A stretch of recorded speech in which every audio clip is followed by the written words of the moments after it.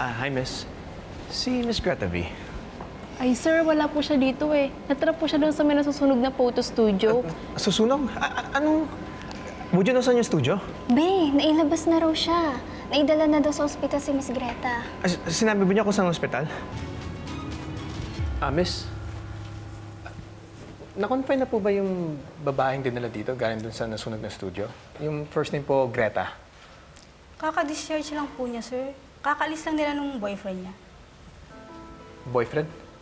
Opo, sir. Si Jared Ilusorio. Yung sikat na athlete.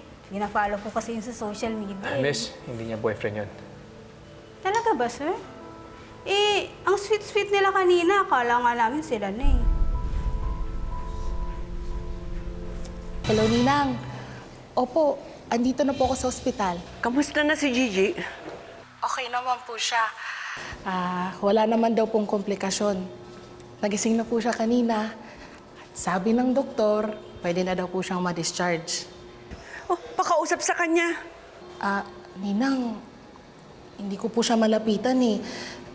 Kasama niya po kasi si Jared. Ano? Bakit niya kasama yung demonyong yon?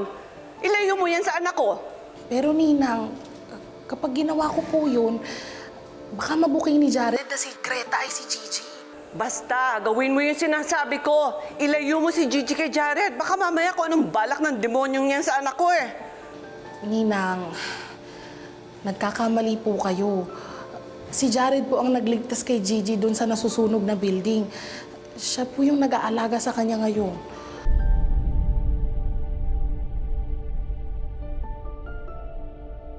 Magtiwala ka kay Gigi.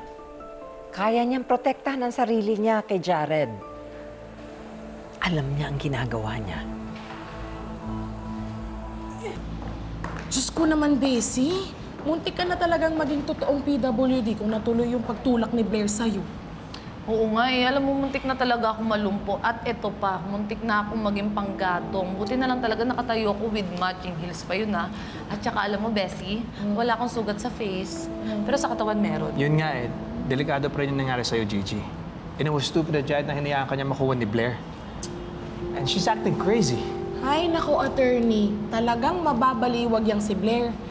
Ibang klase din naman kasi yung takbuhan ka ng groom mo, no? Ha, Lot and Friends talaga ang eksena niya. Ayan, no? May ebidensya pa ako. Ayun, no? Lot. Tingnan mo.